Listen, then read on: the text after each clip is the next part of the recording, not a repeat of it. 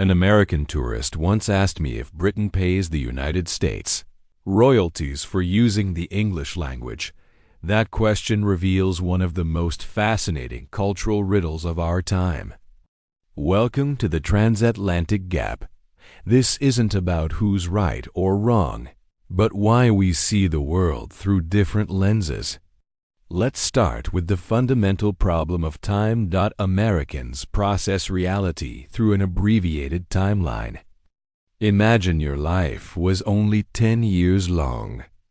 Someone tells you about a 100-year-old tree.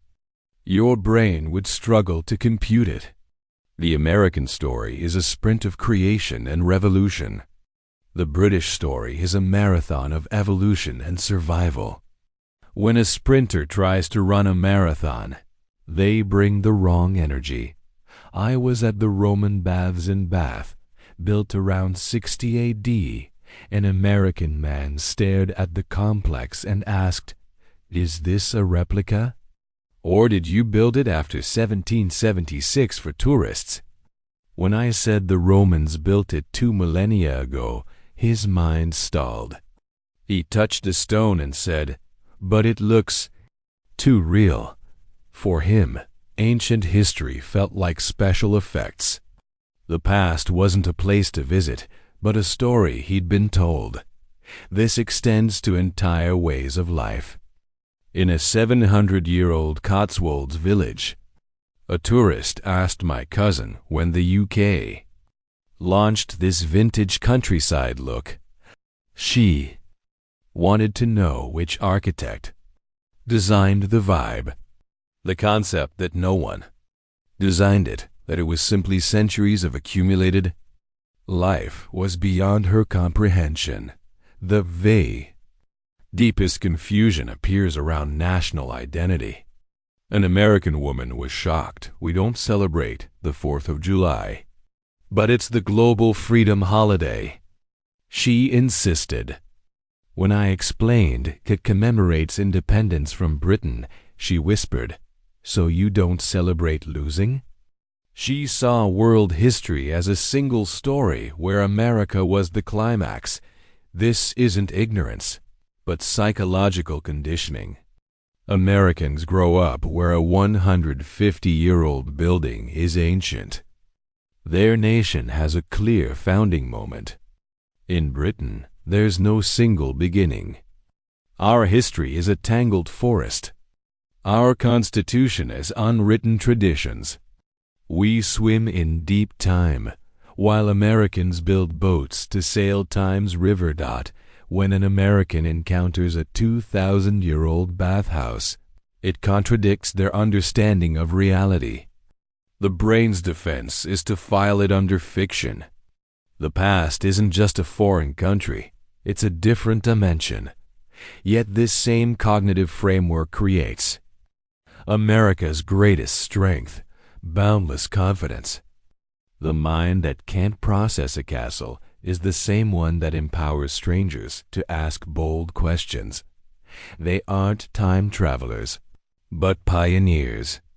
Where a historian sees tradition, they see territory to map. Their confidence isn't arrogance, but the spirit that built a superpower from scratch. So my advice: bring your wonderful curiosity to Britain, but leave your certainty behind. Britain doesn't need discovering. It's been here all along, waiting for you to add your chapter to its endless story. Now let's discuss the tool we use to navigate this gap: language. Britain and America aren't just divided by a common language. We're fighting a cold war over who owns it. The battleground is often accents. A man in a Manchester pub complimented my Harry Potter voice. He was shocked this was my normal speaking voice. "When did you all decide to talk like this?" he asked, convinced our accents were a collective performance. This stems from the American conviction that their English is the default. British English sounds fancy or posh. To them, a class performance rather than natural communication. The spelling wars continue this. A tourist asked if we still use English the traditional way. He proudly called American English the streamlined, upgraded version and wondered when we'd update our spelling. When I said English originated here, he asked if we pay America royalties. This upgrade theory fits the American narrative of progress. But language evolves. It doesn't get patched. American English actually preserves many 17th century forms that died out in Britain. The real conflict is about identity. For Americans, their language symbolizes independence from the old world. For Brits, it's our chaotic, beloved inheritance. When Americans hear our accent, they hear the authority they rebelled against. When we hear Americanisms, we hear a new empire claiming our language as its own. If language is the Cold War, government is the invasion. Nothing crashes the American system like British power structures. The monarchy causes the biggest shock. At Windsor Castle, a family asked, "Who elects the king?" When told about the hereditary system, the father whispered, "What's his approval rating?" His daughter gasped, "That's so undemocratic." Someone should tell them. They genuinely thought Britain forgot to install democracy to Americans, where authority comes from consent of the governed. A born ruler isn't just strange, it's morally wrong. It represents the tyranny they escaped. This extends to class. The American dream promises anyone can rise. British society still bears ancient class structures. Americans see aristocracy and ask, "What does he do?" Brits understand that what you are can matter more than what you do. Even our geography confuses them. Washington, D.C. is a purpose-built capital embodying Republican ideals. London is a medieval rabbit warren that absorbed villages, with government buildings tucked on tiny streets. America is a brilliant machine designed by engineers. Britain is an ancient tree grown over centuries. You can understand the machine's blueprints, but you can never fully predict how the tree will grow. America perfected modern marketing. This genius for branding means Americans don't just visit places, they experience brands. Britain's brand is historical charm. This explains why tourists ask about vibe, designers, or think we adopted our aesthetic after Harry Potter. One woman pointed at the 900-year-old Tower of London and asked, "Did you build this to match the movies?" This is ultimate cultural power, making reality feel derivative. When your Britain exposure comes from films and theme parks, the real country feels like an immersive role-playing game. Locals become cast members committed to their roles. They ask about brand guidelines for villages or suspect we rebuild castles every 50 years. They think perfect authenticity requires money and design effort.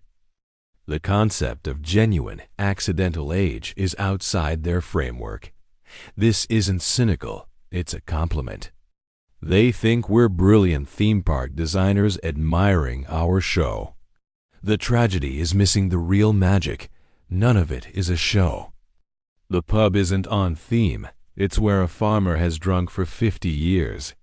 The castle isn't a set, real blood was spilled there. The American need to theme reality seeks narrative coherence. Brands have clear stories. Theme parks have maps. Britain has no map, it's a labyrinth. Americans try to impose order, not realizing the beauty is in getting lost. We've explored time, language, government, and perception. Now we reach the heart, the pioneer versus the inheritor. The American spirit builds on new land, new government, new ideals. This breeds powerful optimism. If something's broken, fix it. In your way? Move it. Need a better system? Design it. This confidence took humanity to the moon. The future isn't what happens to you, it's what you build. The British spirit builds on old. We live among ruins of glorious and terrible pasts. This breeds deep resilience. We're skeptical of grand plans because we've seen them come and go. We don't build new worlds, we carefully repair and adapt the old one. It's the old sailor respecting the sea versus the young sailor believing he can conquer it. Americans see nails because they hold hammers. Brits see complex historical mechanisms that might shatter if struck too hard. Neither is better. They're adaptations to different environments. American confidence built the modern world. British skepticism prevents naive hubris. The pioneer needs the inheritor's historical lessons. The inheritor needs the pioneer to drag them forward. This is the hopeful synthesis. We're not rivals, but two halves. America is the daring child who left to make his fortune. Britain is the wise parent in a house of heirlooms, waiting for stories, the misunderstandings and hilarious questions, aunt relationship failures, their family growing pains. We're separated by time and distance, but linked by blood and history. So when an American asks if a castle is real, or a Brit scoffs at American enthusiasm, remember, you're witnessing the beautiful, essential conversation between future and past. It's continued for 250 years. With more curiosity and less certainty, it can continue for 1,000 more. If this journey changed how you see this relationship, our work here is done. This is Winds of Thought. Thank you for listening.